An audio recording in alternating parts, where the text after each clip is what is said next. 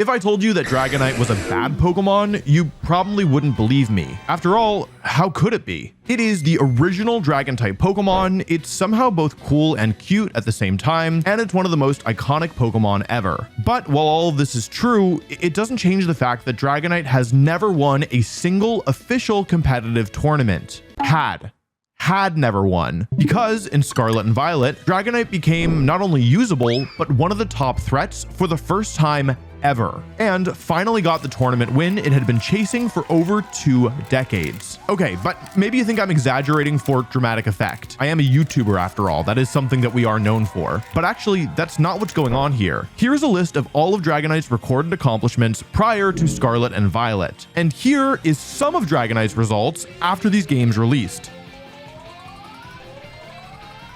There's a bit of a difference, huh?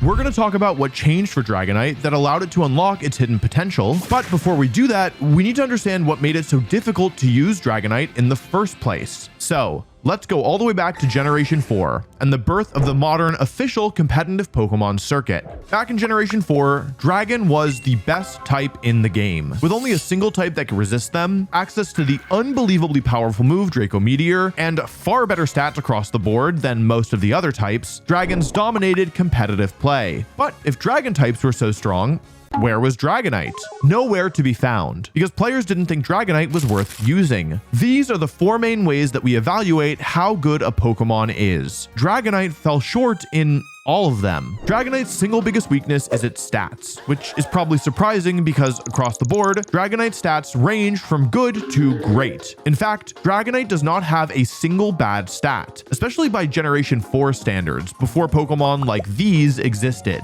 So if every individual stat is good, what exactly is the problem here? Each of Dragonite's stats is good, but only in a vacuum. When you consider how these stats work together, it becomes clearer what the issue is. For example, Dragonite has a sky-high attack stat, so you might think it wants to operate as a powerful physical attacker. But then you look at its speed, far too slow to keep up with other offensive Pokemon, especially other Dragon types like Garchomp, Salamence, Kingdra, and Latios. Dragonite is actually naturally slower than Cresselia, who is not only one of the best Pokemon in Generation 4, but also almost always carried an ice move that can deal quadruple damage to Dragonite, threatening to knock out the dragon in a single hit. Dragonite has really good bulk across the board, but if you invest your stat points to maximize its bulk, you have to give up on speed, power, or both. Sacrificing your already limited speed means you can forget about ever moving before your opponents, but sacrificing your power means you aren't investing in Dragonite's main weapon. You could also forego training your bulk altogether, but then Dragonite won't be able to stick around nearly as long. It's like one of those triangle charts where you can only pick 2 of the 3 options. A lot of the issues with the stats are compounded because of Dragonite's typing. As a Dragon and Flying type, Dragonite has weaknesses to Dragon and Rock, as well as that nasty quadruple weakness to Ice. Back in Generation 4, these were some of the most common attacking types in the game. Rock Slide being a broken move and Tyranitar being an incredible Pokemon made Rock type attacks commonplace. Dragon was the best type in the game, meaning most teams had at least one Dragon type, and because Dragon types were so popular, there was good reason to put Ice Beam onto your team if you could afford it. Especially given that Rain was a popular strategy, Ice Beam Pokemon were everywhere. Now, if Dragonite could knock out the users of these super effective moves before getting hit, that would change things, but its low speed stat makes this impossible. Of course, Pokemon can compensate for their weaknesses with more than just their stats or their typing. In fact, if a Pokemon has a really strong ability, it can often single-handedly redeem an otherwise unremarkable Pokemon. So, what is Dragonite working with? Inner Focus, an ability that prevents flinches, and that's it. Definitely nice to have sometimes, but nowhere near a good enough ability to save Dragonite, which just leaves the moves. In general, Dragon types tend to have phenomenal move pools, with access to many strong attacks that don't match their types. This is true for Dragonite, getting access to moves like Fire Punch, Thunder Punch, Ice Punch, Aqua Tail, and Superpower, to name a few. However, there is one type of move that is suspiciously absent from Dragonite's kit, a type that you would really expect it to be able to use: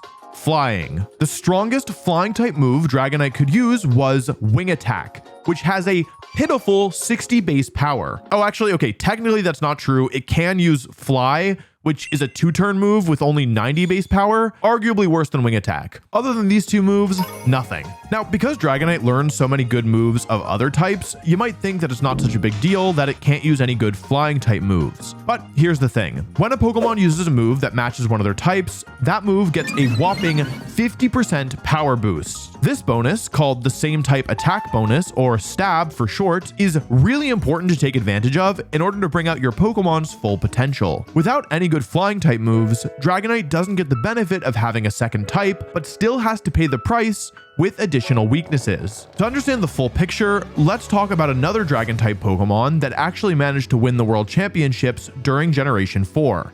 Salamence. Dragonite has a lot in common with Salamence. They both have the dragon and flying typing, they both lack good flying type attacks, and their stats are comparable. But if they're so similar, why is one a world champion while the other can't even make it into the venue? To start, let's compare their stats. Dragonite and Salamence have very similar offensive stats, with attack stats within a point of each other and special attack stats within 10. Defensively, Dragonite has a slight edge over Salamence, though their bulk is similar enough. The big difference then is the speed. With 20 more base speed, Salamence is able to consistently outspeed far more Pokemon, and by giving it the Choice Scarf item, Salamence is able to outspeed nearly every other dragon type, allowing it to KO them before they can attack. These stats also allow Salamence to run a different set of moves. Despite Salamence having a much higher physical attack stat, in competitive play, Salamence was mostly used as a special attacker. This is largely because the special move Draco Meteor is so much stronger than the physical attack of Dragon Claw, allowing Salamence to actually do far more damage via the special side. Outrage is nearly as strong and is a physical attack, but the random targeting and the fact that it locks you in for 2 to 3 turns makes it inconsistent as a primary attack. The reliable special moves being stronger is true of Salamence's other move types as well, with moves like Fire Blast, Heat Wave, and Hydro Pump being much more powerful than their counterparts of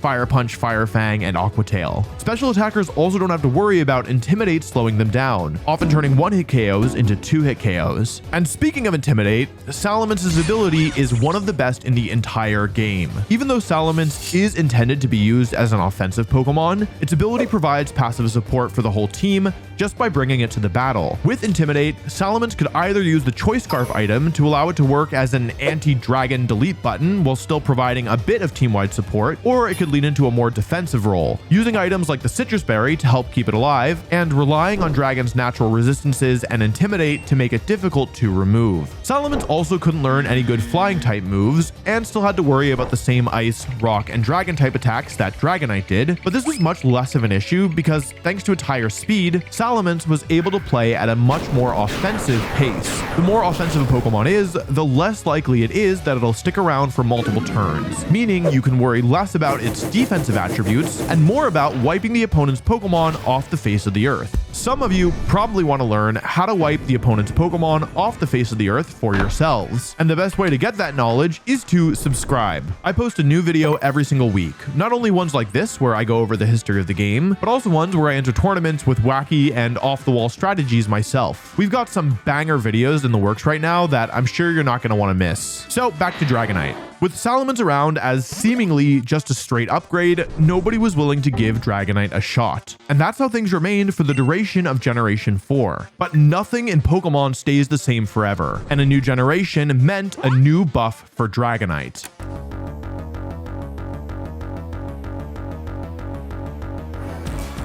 But it is going to try for another Will-O-Wisp. Will it hit? No, of course not. Last little bit of damage is going to KO the Cresselia. Welcome to Generation 5. Generation 5 shook the series up in a major way, with new Pokemon, a new region, new items, and more. One of the biggest changes was the introduction of the Dream World, and with it, the new mechanic of hidden abilities. These are special abilities not accessible to a Pokemon through normal means, and they breathed new life into many classic Pokemon. While not every Pokemon received a hidden ability, Dragonite did, and it was certainly an upgrade over Inner Focus. Dragonite was now the proud owner of the brand new ability, Multiscale. Multiscale is a great ability. It's simple enough to understand. If a Pokemon with Multiscale is at full HP, cut the amount of damage that the next attack was going to do in half. This effect can even trigger multiple times per battle if the Pokemon manages to heal back up to full HP using moves like Roost or Recover. However, while this ability was a big upgrade over Inner Focus, Generation 5 may have inadvertently made things harder for Dragonite. See, Black and White introduced new items called gems. There was one of every type, and when a Pokemon connected with the move that matched the type of the gem that they're holding, the gem would be consumed and the move would become 50% stronger. This was very, very powerful, as previously, the only way for an item to give a power boost this large was to use one of the choice items, which greatly limits your Pokemon's options. Realizing the strength of gems, players quickly looked to find the strongest attacks they could, searching for an instant delete button, and find one they did.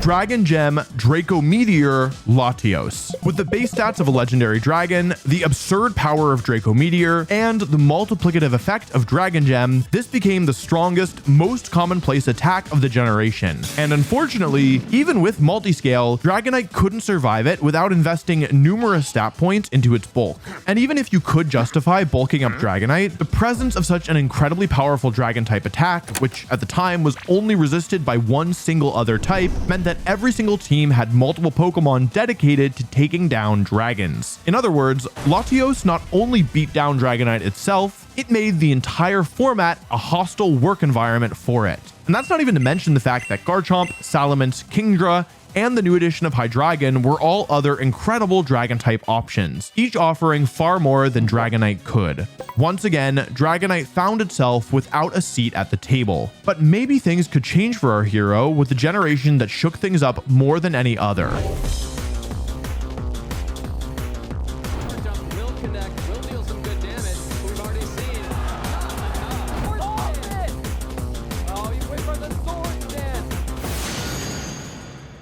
Generation 6.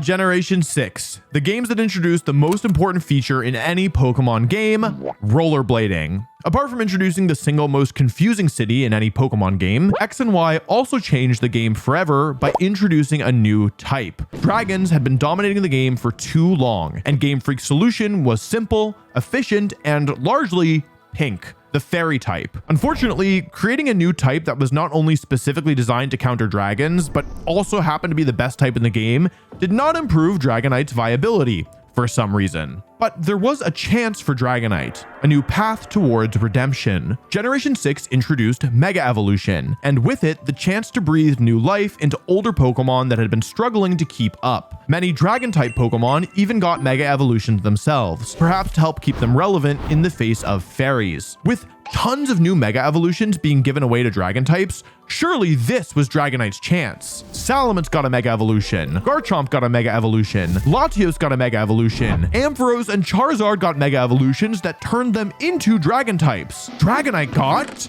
access to secret power. Now you can use it to make a secret base. Yay! Generation 6 was Dragonite's worst generation yet, which is saying something because the prior generations weren't exactly kind to it. With fairies and Mega Evolutions everywhere, Dragonite could barely poke its head out of hiding. But having weathered the primordial weather of the 6th generation, Dragonite was given new hope, with a generation that would be its best performance yet, in the tropical land of Alola.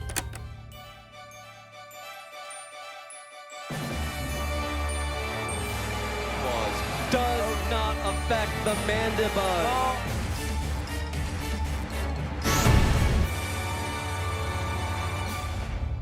Now, on paper, Dragonite didn't receive any meaningful buffs going into Generation 7. However, these 3 years were dominated by the fire, water, and grass type core of Pokemon, thanks in part to strong new additions such as Kartana, Tapu Fini, and Incineroar. As a bulky dragon type, Dragonite saw a little use in these years thanks to its resistances to all of fire, water, and grass, though it did still have to worry about the new powerful fairy types and mega evolutions that these games introduced as well. This generation also gave Dragonite its most famous competitive appearance to date, its North American Internationals in 2017, and Giovanni Costa has brought an unusual team featuring not only Dragonite, but also Eevee. Eevee was given a signature Z move in Sun and Moon that doubled all of its stats. So Geo's strategy was to double Eevee's stats, then use Baton Pass to give these boosts to another Pokemon. In this case, his bulky Dragonite with Roost and Leftovers for healing, using multiscale as additional insurance with his now double defenses. Now, at the time, Dragonite was not a common pick, even on Eevee-based strategies. Other Pokemon were considered better most of the time, but Dragonite is Geo's favorite Pokemon, so he was determined to try and make it work. As a fun fact, Geo is now an editor on this channel. Say, Geo, why do you like Dragonite so much anyway? So the reason why Dragonite is my favorite Pokemon of all time is because back when I was a kid, I was playing through Pokemon Red and I really wanted to have a Dragonite on my team. And the only way to get one was to go to the Safari Zone and fish for a Dratini. So, I went there, started fishing for one, and I actually found one right away. But unfortunately, it ran away from me because the Safari Zone sucks. But I was like, well, it probably won't take me that long to find another one, but turns out another one wouldn't show up for several hours. And I was so angry. I was just like, you know what? I already put this much time into it. I'm not going to give up. Let me just keep going. And eventually I did get one, but it took so long that I actually forgot to do my homework and got in trouble at school the next day because of it. But I was just the happiest kid in the world that I had a Dragonite on my team. So whenever I look at Dragonite, I think of a simpler time back when, your biggest worry was having to do homework. Now I have to do taxes and stuff. In this streamed match, the game appears to be completely over. Geo's Eevee was KO'd before it could pass the stat boost to Dragonite, thanks to an untimely poison, and every one of his other Pokemon has already been KO'd. In exchange, Geo has only managed to land one single attack for half of Hariyama's HP, meaning he hasn't taken even a single KO. Down 1 against 4, the match is presumed to be over. Do you think he has any chance to win? And then Yep. Hidden Power Ice, Power Gem. Yeah, because if time runs out, you win 4 Pokemon to 1. So Spore. Smeargle outspeeding that Dragonite using Spore to put it to sleep. I don't know my damage calcs for that because I have not faced off against a Dragonite in this format before. Smeargle saving that Spore for later. Nihilego revealing it brought the Hidden Power Ice. It's not a one-hit knockout though. Dragonite living. Oh, and Dragonite wakes up and goes for an Earthquake, targeting down this Nihilego and this Hariyama. It gets the knockout of Nihilego. It gets the knockout. Don't even see that common on Dragonite, and it picks up the knockout onto both Pokemon. Fake out. Down to 0 just a little bit ago, but Wow. But despite Dragonite's newfound stardom, this was the last time it would be relevant. Not just in Generation 7, but in Generation 8 too.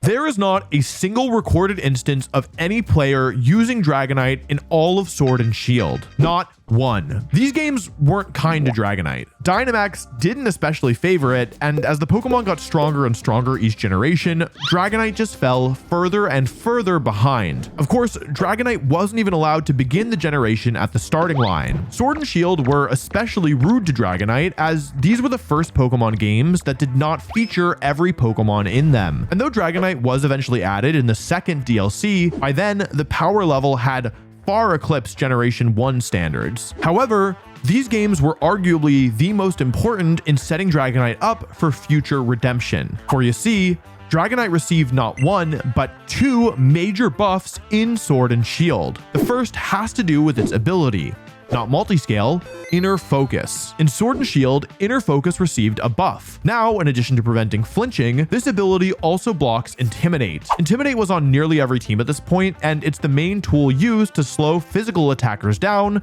so ignoring it is a huge deal. The other buff was to Dragonite's move pool. While it still didn't get access to a good flying type attack, Dragonite did get access to a new move called Scale Shot. This move is like a souped up dragon type version of Bullet Seed. It hits 2 to 5 times, then lowers Dragonite's defense and raises its speed. Of course, it is more likely to only hit 2 or 3 times, so in Sword and Shield, it wasn't considered very strong because of its inconsistent nature. But it will be important later, because with this improved ability and new move, Generation 9 would finally free Dragonite from the shackles of mediocrity and catapult it into a top threat for the first time in history. Welcome to Scarlet and Violet.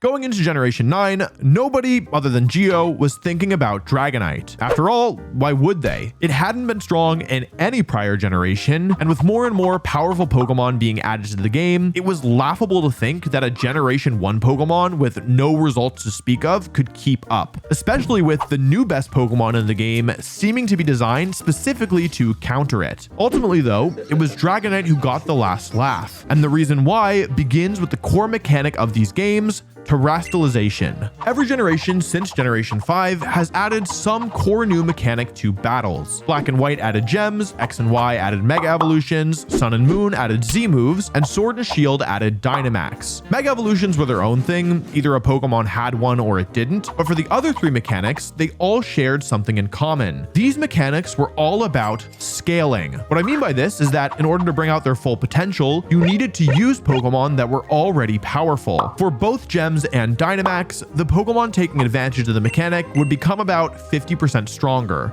But think about it. If your Pokemon wasn't strong to begin with, how much is this actually going to help? Z moves would roughly double a Pokemon's damage output, making it even more important that the base move was doing as much as possible. Given you're only able to use these mechanics for between 1 and 3 turns each battle, it didn't take long for players to realize that the best way to optimize around them was to focus on Pokemon that were already strong. Put another way, every single one of these mechanics created a rich get richer effect, where Pokemon that were already strong could become even stronger. And in doing so, it became even harder for weaker Pokemon to keep up. But this philosophy of scaling doesn't apply to Scarlet and Violet's mechanic of Terastalization. Terastalization allows one of your Pokemon to change their type, and while this can result in a power boost, it's equally as viable to rewrite your defensive relationships and give a new type of move a stab boost. Because this mechanic is much more flexible and far less centered around make big Pokemon do big damage, it opened the door for previously forgotten Pokemon to take center stage, and none made a grander appearance than Dragonite. Remember that Dragonite had 4 primary things holding it back: typing,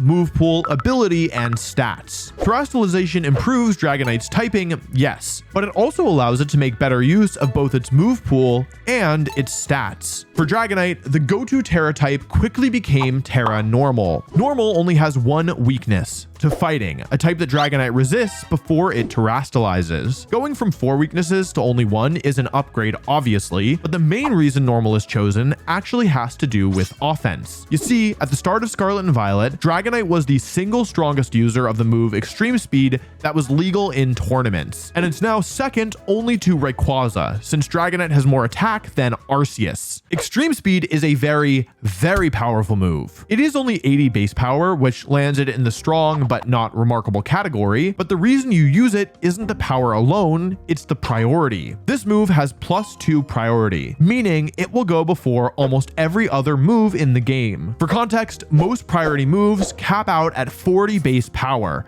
half of Extreme Speed, and most of them only have +1 priority. When a priority move is allowed to be stronger, it normally has some extra condition it needs to fulfill, like Sucker Punch or Thunderclap or Grassy Glide. Extreme Speed has no such condition, and is stronger than these other moves anyway, while also having more priority than them. Dragonite has always had access to Extreme Speed, but without the same type attack bonus, it wasn't really worth using. Terra Normal changes that. By making Dragonite's primary attacking type normal, this also fixes some issues with Dragonite's move pool. It doesn't matter that Dragonite doesn't learn a flying type move, because it's not going to bother using a flying type move when Extreme Speed just knocks everything out anyway. However, if Dragonite really does want to use a powerful flying type move, Terastalization can grant that wish instead.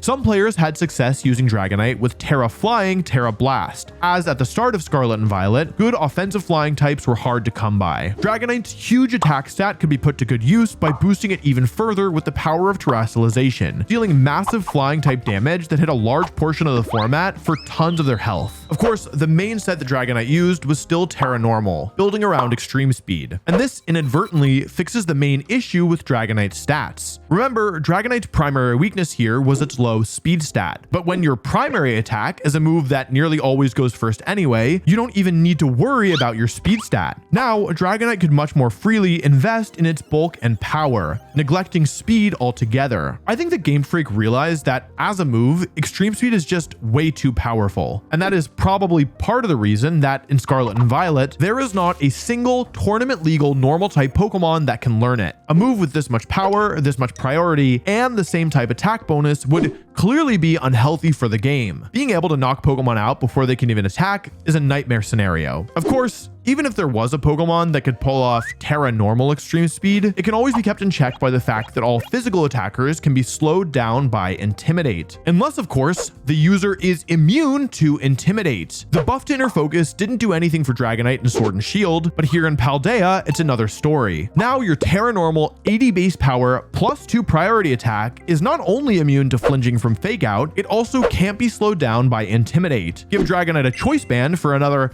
50% damage amp, and things are starting to really get out of hand, but we still aren't done yet. Scarlet and Violet introduced another buff for Dragonite in the form of a new partner Pokemon, Chien-Pao. Chien-Pao is a fast and frail Ice and Dark type, capable of threatening the Dragon types that hit Dragonite out of Terra, and the Ghost types that are immune to Extreme Speed. It can also hit the Rock and Steel types that resist Extreme Speed with Sacred Sword, providing exceptional coverage for Dragonite. Of course, the main reason to use Chien-Pao has to do with its ability, Sword of Ruin. This ability passively lowers the defense stat of all other Pokemon on the field while Chien-Pao is out. Meaning, not only is Dragonite using an 80 base power move that almost always hits first, not only is it being multiplied by 50% from the same type attack bonus granted via Terastalization, not only is Dragonite immune to flinching and Intimidate from its ability, not only does Dragonite get another 50% multiplier from the Choice Band item, not only does Dragonite's partner naturally threaten the Pokemon that could survive Extreme Speed, but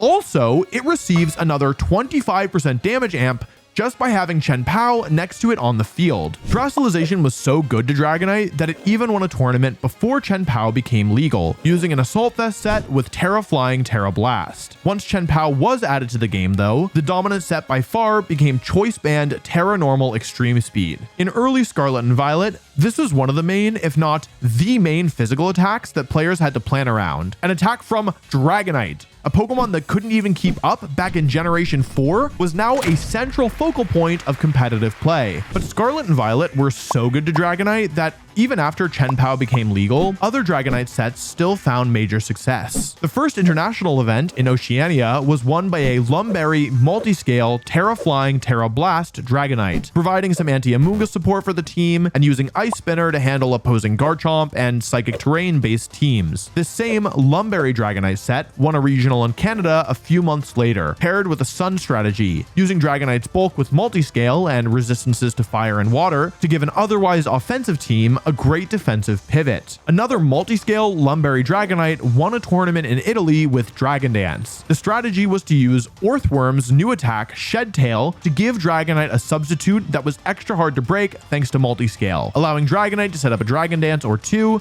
and then sweep through the opponent's team. Normally, a Dragon Dance Pokemon would prefer to use Inner Focus to prevent opponents from taking away the attack boosts, but since Substitute already blocks Fake Out and Intimidate, Multiscale lets you get the best of both worlds. Finally, at the end of the first year in Scarlet and Violet, Dragonite placed 4th at the World Championships with a Choice Band Inner Focus set that used Terra Flying Terra Blast instead of the more conventional Terra Normal Extreme Speed. Dragonite's first win of the second year of Scarlet and Violet was once again as the classic Terra Normal Choice Band Extreme Speed set, paired with Chien-Pao, of course. But unfortunately, this was also its last win of the 2024 season. While it was still one of the most used Pokemon, and at this point almost exclusively used the Terra Normal Choice Band build, Dragonite was unable to bring home another win. Though that's not to say that it wasn't strong. Dragonite got very close several times, and even finished 6th at the 2024 World Championships in a format where it wasn't even thought to be especially strong. Which brings us to this season. What you need to know about the 2025 season is that in the 4 months following the World Championships, all legendary and paradox Pokemon were banned. With Chien-Pao gone, would Dragonite be able to keep up? Dragonite won more tournaments during this 4-month stretch than it did in all of the 2024 season. It also placed second at nearly every major event when it didn't win. Of course, without Chien-Pao around, the primary set changed. Many players went back to Lumberry or Assault Vest with Terra Flying and Multiscale, using Dragonite as a strong physical attacker with flying coverage and great bulk. However, a new set would quickly rise in popularity, becoming a brand new threat so immense, the entire format warped around it. I told you we'd come back to it. Let's talk about Scale Shot. You see, I haven't told you about one final buff to Dragonite and Scarlet and Violet. This comes in the form of a new item called the Loaded Dice. This item does nothing for most attacks, but is very powerful when the holder uses a move that hits multiple times. Remember how Scale Shot was more likely to hit 2 or 3 times rather than 4 or 5, making it really inconsistent? Well, if the Pokemon holding the Loaded Dice uses a multi-hit move, that move will always hit either 4 or 5 times. In other words, Loaded Dice Scale Shot Dragonite is a move that is always either 100 or 125 base power that ignores Focus Sash and gives Dragonite a speed boost. And all you have to do to use it is give up your item slot. For context, Outrage is 120 base power, meaning half the time Scale Shot is stronger without the drawback of locking you into the move or targeting a random opponent. Scale Shot also raises Dragonite's speed after connecting, though connecting with the move does lower your defense stat in exchange. However, with Multiscale increasing your survivability and Dragonite resisting many of the common physical attacks like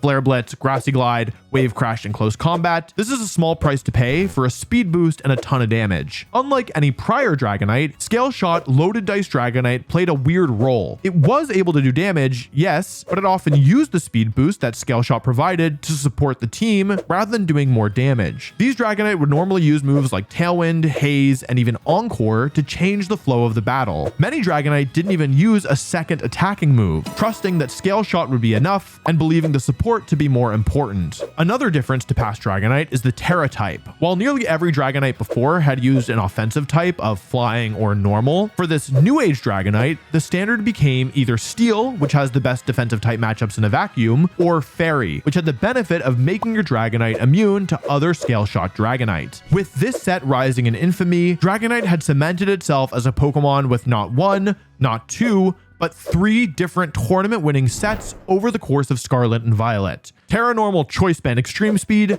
Terra Flying Terra Blast, and Terra Fairy Loaded Dice Scale Shot. Dragonite had proven itself to be not just a flash in the pan, but one of the standout competitive Pokemon in all of Generation 9. Geo even used it to pull off another ridiculous Dragonite comeback, landing the perfect Outrage target turn after turn, and just barely surviving a crucial attack at the last moment. Seems like Dragonite isn't only Geo's favorite Pokemon, but Geo might just be Dragonite's favorite trainer. I think there's a lesson here in all of this. Dragonite is a Pokemon that looked like it was going to be forgotten to time in competitive Pokemon, but with just a few small improvements over the years and the perfect conditions thanks to Scarlet and Violet's new mechanic, it was able to even outperform Pokemon released 8 generations after it. I think this is part of what makes Pokemon so cool as a competitive game. I seriously doubt that Game Freak went into Scarlet and Violet intending to make Dragonite one of the best Pokemon, and yet it happened anyway because of how these small buffs over time added up, and how Terastalization happened to favor a Pokemon with exactly Dragonite's toolkit. Personally, it makes me really excited for Generation 10, not just to see what other silly new Pokemon they come up with, but also to discover which other Pokemon can shatter the chains of destiny to try and claim the throne for themselves. Maybe it's finally time for Luvdisc's Reign of Terror. I made a video talking about how Zacian, formerly the strongest Pokemon in the game, lost everything. Kind of like an opposite arc of Dragonite. If you like this video, you might be interested in that story as well.